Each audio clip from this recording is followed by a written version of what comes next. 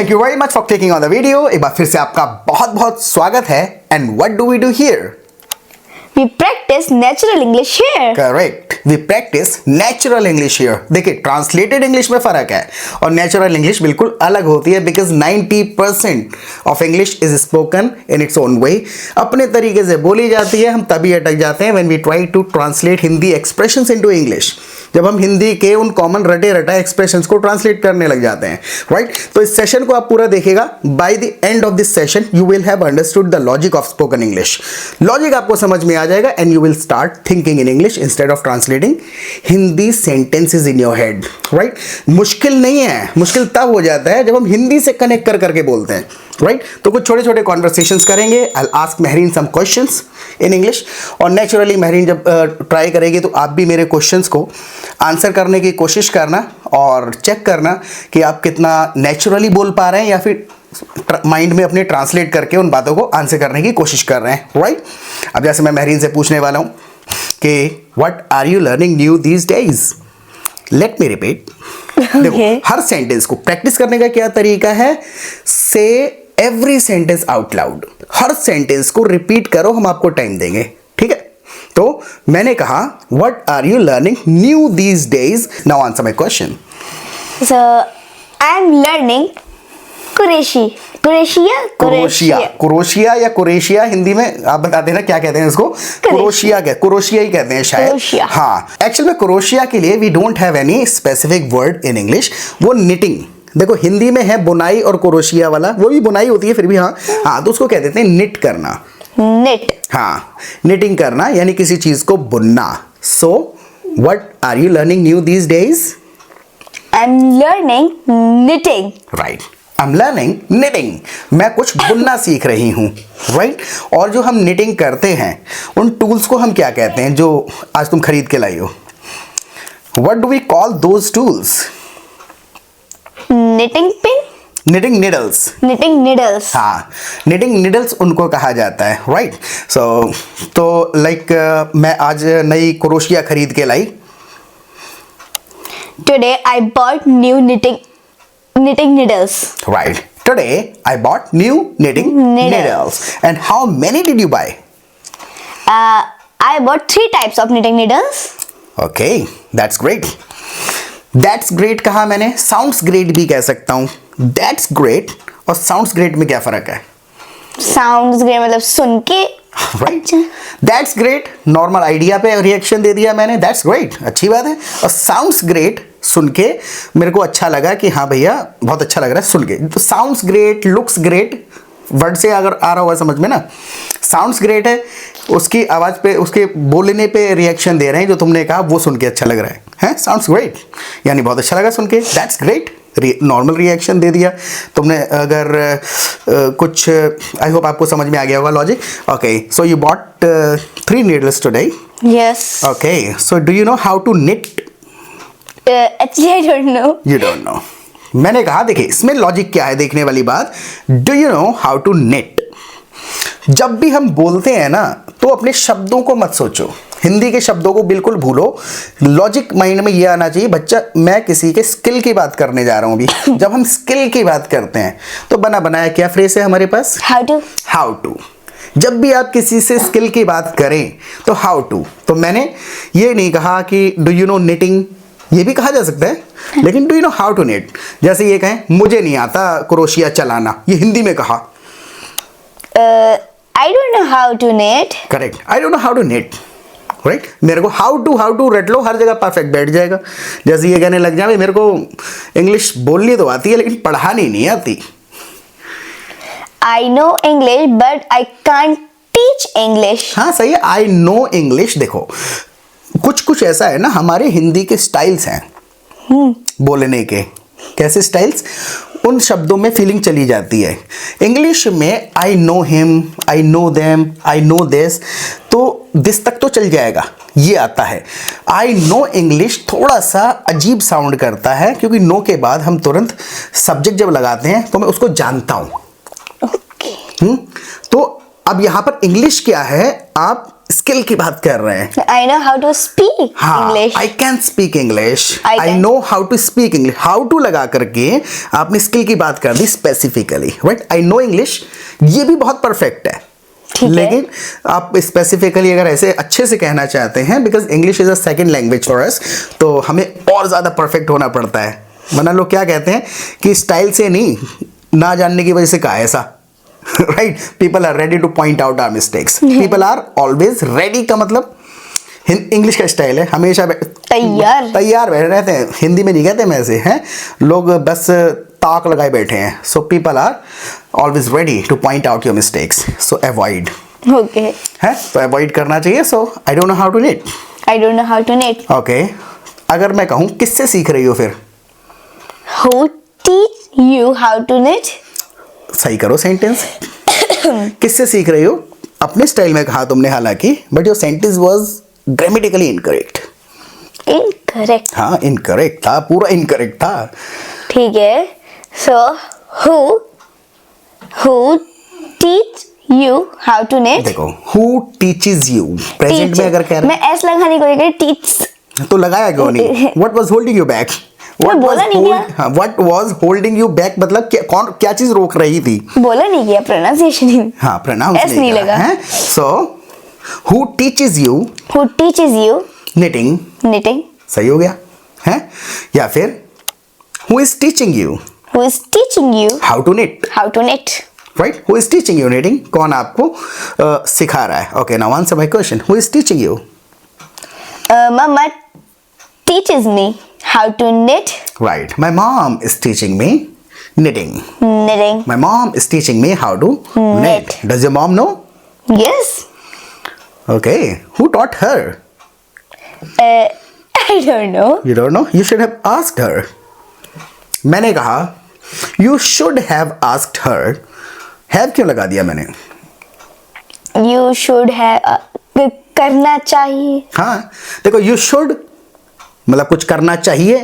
You should go, you should watch our videos daily, you should subscribe to our channel.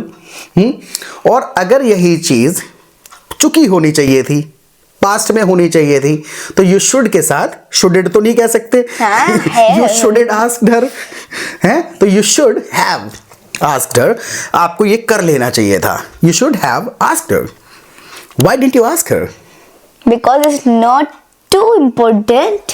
Correct. Because it's not too important. It's not so important, right? Yes. Now, you're getting better day by day and you speak English naturally. Who is teaching you English?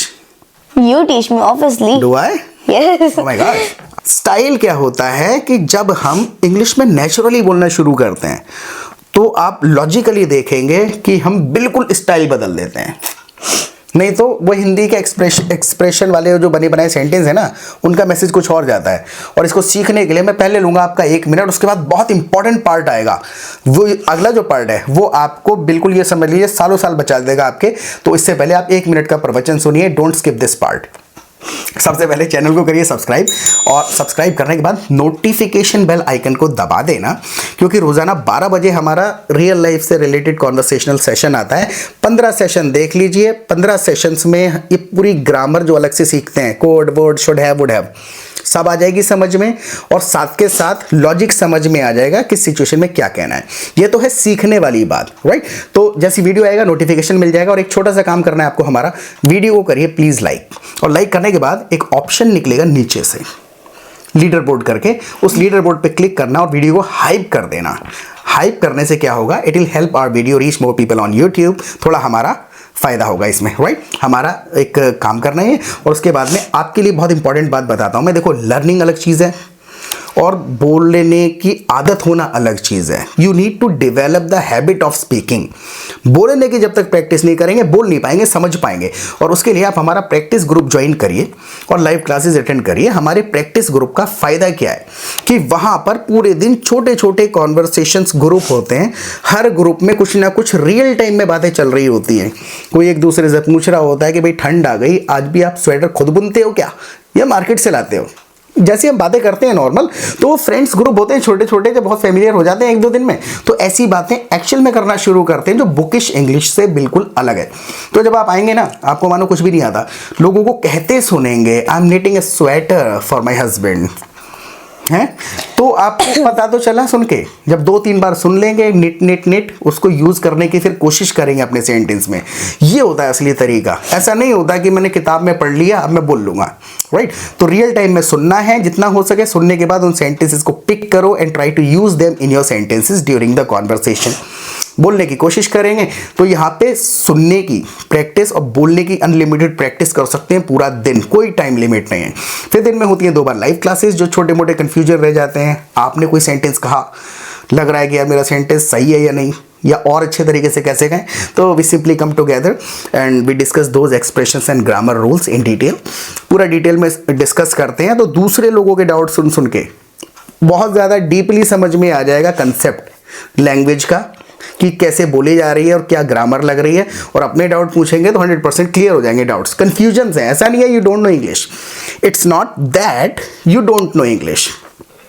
ऐसा नहीं है कि आपको English नहीं आती है, problem ये है you are a bit confused कि कौन सा सही है।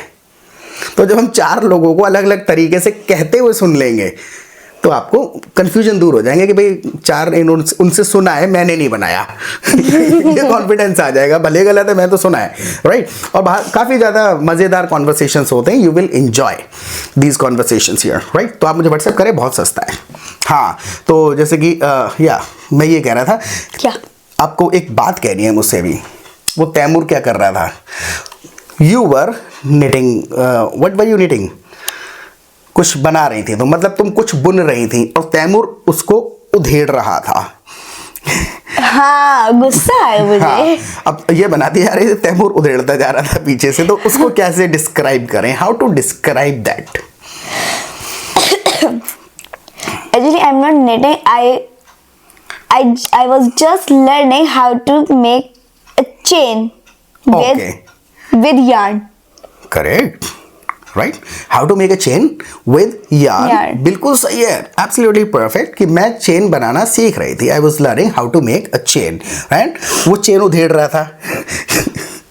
उधेड़ने को उधेड़ने को हम कह सकते हैं अनरेवल करना। अनरेवल ये एक बहुत ज़्यादा एक टेक्निकल वर्ड है। He was unravelling your, he was unraveling the chain, he was unraveling the chain while I am teaching. देखो कनेक्टर्स कहते हैं इनको, वो कनेक्टर लगाने की बस रहेगी जरा सी गड़बड़। क्या? He was unravelling the chain, वो चेन को उधेड़ रहा था जो मैं बुन रही थी। अभी जो के लिए क्या लगाएं? दैट आगे I was knitting. Right? So he was unraveling the chain that I was knitting. हाँ, आई होप आपको समझ में आ गया होगा। जैसे कि जो लैपटॉप आपने मुझे दिया था, वो लैपटॉप सही से नहीं चल रहा। ठीक है, जो और वो सीखते हैं थोड़ा सा। ठीक है, जो लैपटॉप ने मुझे दिया था वो ठीक से काम ही नहीं कर रहा। हाँ, ठीक है, this laptop is not working that you gave me. दोबारा से एक बार बोल के देखो पहले, आप भी ट्राई करो, हर सेंटेंस को सिर्फ सुनना नहीं है। The laptop is not working that you gave me. हाँ देखो, इसमें एक्चुअल में जरूरत ही नहीं रह जाएगी। The laptop that you gave me, The laptop that you gave me is not working properly. दा लगाया, उसी लैपटॉप की बात कर रही हूँ, वो वाला। The laptop that you gave me is mall functioning, that हटा देते हैं यहाँ पर से। हाँ, the laptop you gave me, The laptop you gave me is acting up. Acting up माने मतलब ड्रामा कर रहा है, लिटिल ट्रांसलेशन कर देगा, बड़ा ड्रामा कर रहा है ये, तो ये नहीं कर रहा है सही से। सो हमारा टीवी क्या कर रहा है शाम से? टीवी नहीं, रिमोट। हाँ, that remote is acting up. हाँ, our remote has been acting up. अच्छा, Is acting पहले up सब भी कुछ सही भी है? करना था। हाँ सही है, योर सेंटेंस वाज करेक्ट। हर जगह जब हम सीख जाते हैं ना, तो सीखने के बाद नहीं रह जाता कंपलसरी। लेकिन जब सीख रहे होते हैं तो बड़ा अच्छा लगता है लगाना रूल है. So our remote has been acting up for how many days? Since afternoon. Since afternoon है. और अगर ये कहें शायद 3-4 दिन हो गए. I think it was 3 or 4 days हाँ. ago. एगो का मतलब हो जाएगा लिटरल उसी टाइम कुछ Okay. है. I think it's been. I think it's it has been. I अवस्था की बात कर रहे हैं ना. I think it has been 3 days or 5. 4 days. 3 days or 4. हाँ, I think it has been 3 days or 4. 4. 3 या 4 दिन हो गए. एगो का मतलब हो जाता कब खराब हुआ था? 3 days ago. 3 days ago, right? So, a remote broke down कब? 3 days ago. हाँ, और पूछे किसी से कब खराब हुआ था? When did your remote broke? नहीं, when did your remote break down? Break break down. Down वैसे तो बहुत ज्यादा हैवी टेक्निकल चीजों के लिए इस्तेमाल करते हैं. When did your remote stop working? ये स्टाइल है कहने का. बहुत बेबी टाइप लग रहा होगा ये वर्ड. स्टॉप वर्किंग, काम करना बंद. हिंदी में नहीं कहते लेकिन इंग्लिश में बहुत कॉमन वर्ड है ये कि भाई ऐसा रिमोट खराब हो गया. So this remote is acting up. This remote stop working. This remote is mall functioning. अगर टेक्निकली वर्ड यूज करें तो कभी चल रहा है, कभी लाइट जल रही है, कभी अपने आप चल जा रहा है तो माल फंक्शन कर रहा है. हाँ, डरा रहा है. हाँ, अब जैसे ये कहने लग जाए कि भाई ऐसा है, टाँके से रिलेटेड होता है ये भी कि हाँ अनरेवल समझ गए ना. जैसे कि वो क्या कर रहा था, उधेड़ रहा था. देखते याद रहा है नहीं. He was unraveling my chain. हाँ, that I was knitting. That I was knitting. जो मैं बुन रही थी. तो ये that लगा करके And I देखो. gave him a slap. हाँ, जैसे आप एक सेंटेंस बना के देखो कि मुझे वो सारे ग्रामर के रूल याद हैं जो आपने कल की वीडियो में समझाए थे. देखो वो और जो का लॉजिक है. मुझे वो सारे ग्रामर के रूल याद हैं जो आपने कल की वीडियो में समझाए थे. I want you to write this sentence in comment section in English. Participate करा करें. जब आप पार्टिसिपेट करते हैं ना तो I feel so delighted. Delighted यानी कि बस गद गद हो जाता हूँ. गद गद. अब मत पूछिए गद गद क्या होता है. तो बहुत प्रसन्न हो जाता हूँ. मन गद गद हो जाता है. So I feel so delighted when I read your comments. और थोड़ी तारीफ भी कर देना अगर आपको लगे तारीफ लायक काम है तो. हाँ, मैं ये कह रहा था कि भाई ऐसा है, तैमूर के फीते खुल गए. फीता. लेज. देखो हिंदी सिखाऊं या इंग्लिश सिखाऊं? ठीक है. हाँ, तैमूर के लेज खुल गए. तैमूर के लेस खुल गए. हाँ. Taimur's shoelace is reopen. केम अंडन. अंडन हो जाती है कोई भी चीज. देखो टाँका जो लगा रहे हैं, बुन रही थी. तो अनरेवल कर रहा था. नहीं, वो अनरेवल कर रहा था वो टेक्निकल वर्ड है. अब तुम फंदे बना रही हो, बुनती जा रही हो, एक निकल गया. ठीक है. तो वो वन नॉट. नॉट मतलब है सिंगल फंदा. गांठ जो होती गांठ. हाँ, वो तो मुझे पता है. गांठ को नोट कहते हैं. हाँ, ये जो सिंगल फंदा है इसको भी निट भी कह सकते हैं. वन निट या वन नॉट भी कह सकते हैं. नॉट मतलब लिटिल गांठ और वन निट मतलब एक फंदा. अब वो एक फंदा ढीला हो गया. One knot came undone. अंडन का मतलब गांठ या टाँकी हुई चीज उखड़ जाना, खुल जाना. One knot came undone. हाँ. तो Taimur's shoelace came undone. Taimur's shoelace came undone. Taimur's shoelaces came undone. Right? और अगर ये कहें तैमूर को कि तैमूर जूते के फीते बांध लो. ठीक है. तैमूर गांठ को क्या करते हैं? तैमूर टाई और लेस. टाई और लेसेस. राइट. अब जैसे शर्ट के बटन होते हैं, जैसे शर्ट का बटन मान के चलो खुल गया है. मेरा शर्ट का बटन खुल गया तो मैं कैसे निकल गया ना. दो तरीके का है ना. देखो खुला है, उखड़ा नहीं है. अच्छा, मतलब वो ऐसा फंसा हुआ था. हाँ, मतलब लूज हो गया पहन के तो अपने आप खुल गया. उखड़ा नहीं है तो कैसे बताऊं? ठीक है. So my button came undone. केम. देखो केम का मतलब अंडन के साथ वर्ड भी क्या यूज कर रहे हैं, हो गया तो केम। Came. My shirts button came Came undone, undone. यानी खुल गया। सामने वाले का बटन खुला हुआ है तो Your button came undone. केम का मतलब हुआ एक्शन की खुल गया, लेकिन है ही खुला हुआ तो Your button undone is undone, is undone. Your button is undone है। और अगर मेरा बटन उखड़ गया तो My shirt's button is. देखो फिर से मैं लॉजिक बताता हूं, फिर खत्म करेंगे।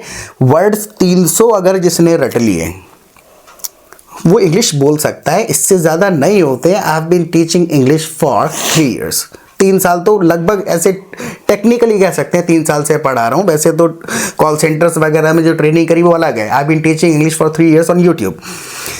300 से ज़्यादा वर्ड्स नहीं होते हैं। जब भी मान के चलो कोई चीज़ उखड़ जाती है तो क्या हो जाती है, कम ऑफ। Come. ऑफ का मतलब detach. Come off. My shirt's button came of. My shirt's button came off. केम हो रहा है एक्शन है, केम ऑफ यानी डिटैच हो गया My shirt button came off. है। ट्यूबलाइट उखड़ गई, the tubelight Came off. Came off. Shirts button Came off. Came off, और खुल गया तो My shirt button came undone. Came undone. उखड़ के बटन गिर गया तो गिरना, My shirt's button fall हाँ down.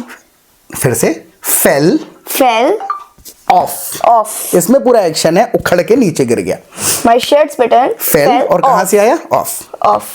ऑफ मतलब यहां से हुआ है और फेल यहां पर हुआ है। My shirt's button fell Fell off. Off. है। My shirt's button fell off. आई बात समझ। तो वो fell off, on, on to, जैसे ये कहते हैं बिल्ला टेबल पे कूद गया, टेबल पर कूद गया, कैसे बता देंगे। एक्शन देखो, आर बिल्ला आर लूना, बिल्ला अच्छा लग रहा है। सही है। ठीक है। Our बिल्ला jump onto the table. On to, table पर स्पेसिफिकली बता रहे हैं, ऐसे भी कह सकते हैं आर बिल्ला jumped on the table, Jump on the table. लेकिन ऑन टू यानी आकर के सरफेस पे गिरा। ऑन मतलब बेड पे था, टेबल पे जंप आके तो सरफेस पे गिरा, टू लगा के स्पेसिफिकली ये बताया इसी टारगेट पर, इससे इधर उधर कहीं भी नहीं। राइट। सो आप बिल्ला आर लूना और कैट तीनों है jump on to the table, table पे आ गया। तो आर बटन नीचे गिर गया तो Our button fell off. उखड़ गया तो Our button came off. खुल गया तो My button came undone. Undone. मैंने बटन खुला छोड़ दिया तो ठीक है। I undone my button. I left, I left undone. I left what, क्या छोड़ा, I undone. left my button undone. ठीक है। और अगर ये कह दूं शर्ट के बटन लगा लो, So शर्ट के बटन लगा लो। अलग अलग वर्ड्स हैं तो ये कैसे आएगा समझ में, only by speaking in real time. रट्टा नहीं लगाया जा सकता। ये जब इधर उधर से लोग बताते रहेंगे सुन सुन के आता है, क्योंकि सिचुएशन के साथ कनेक्ट हो जाता है। बटन लगाने को कहूँगा तो सिंपल कह दूंगा ना, button up, button up your shirt, obviously not mine, so button up your shirt. Button up your shirt. तो देखो इसको करने का फिर से मैं एक बार रिमाइंड करा देता हूँ। समझने के लिए वीडियोस देखिए, ग्रामर पढ़िए, बहुत अच्छे समझने में you will get better at understanding. But if you want to speak English you will have to develop the habit of speaking complete sentences. पूरा सेंटेंस बोलने की आदत डालनी पड़ेगी। वो बने बनाए फ्रेसेस रटने पड़ते हैं। जो भी बंदा फ्लुएंटली बोलता है उसे क्या है, इंग्लिश आती है नहीं, उसे वो छोटे छोटे फ्रेसेस रटे हुए हैं। तो we never translate Hindi sentences and we never make a sentence from scratch, कि हम बिल्कुल स्टार्टिंग से सेंटेंस बनाते नहीं हैं। ये गलत फहमी है कि ग्रामर आ जाएगी तो सेंटेंस बना बना के बोलूंगा। सेंटेंसेस रटे होते हैं। जैसी बटन की बात आई ना तो तुरंत अंडन केम अंडन, इतना पोर्शन रटा है। हाँ। हैं अब ये कहने लग जाऊं यार 2 फंदे खुल गए, मैं बोल रही थी I was knitting a chain और 2 फंदे खुल गए। ठीक है। My two knots are came undone. Are हटा दो बस, माई 2 knots came undone। जैसे ही My two आएगा माइंड में कुछ खुला फंदा टाइप तो केम undone. अंडन। 4-5 बार बोल लेंगे तो समझ में अवस्था के हिसाब से वो फ्रेश पोर्शन रट जाता है। ये कह दूं अब ज़्यादा मुझे टेंशन मत दो। Don't make me stress. Make me कहते हैं जब हम किसी की अवस्था दूसरे प्रकार की बदलते हैं। Don't stress me out. Don't stress me out. हाँ, यानी मुझे ज़्यादा परेशान मत करो। तो इसको सेशन को यहीं ख़त्म करते हैं। आप हमें फीडबैक ज़रूर देना। फीडबैक नहीं देते आप तो हमें ऐसा लगता है कि यार हम बहुत अच्छा कर रहे हैं। अब देखिए आपकी बारी है। अब देखिए आपकी बारी है। अब आपको एक सेंटेंस क्वेश्चन है मेरा, उसका आंसर करना है इंग्लिश में। 4-5 सेंटेंसेस, कनेक्टर लगाना, ग्रामर लगाना और ये फिक्स्ड फ्रेसेस सब यूज़ करने पड़ेंगे। आपको हमें इंग्लिश में कमेंट सेक्शन में बताना है कि आपने आखिरी बार किस कलर का स्वेटर बुना था, किसके लिए बुना था और आपको उसे बुनने में कितने दिन लगे थे। एक ही बार में try to write these sentences, पूरा स्टोरी जैसा लिखना। आखिरी स्वेटर जो आपने बुना वो कौन से कलर का था, किसके लिए बुना था और बुनने में कितने दिन लगे थे, अगर आप महिला हैं तो। और अगर आप पुरुष हैं तो उनके लिए बता देना, जिन्होंने आपके लिए बुना था तो बता देना कि आखिरी बार उन्होंने इस कलर का बुना था, मेरे लिए बुना था और इतने दिन लगे थे। राइट, प्रैक्टिस करते रहें। बाय।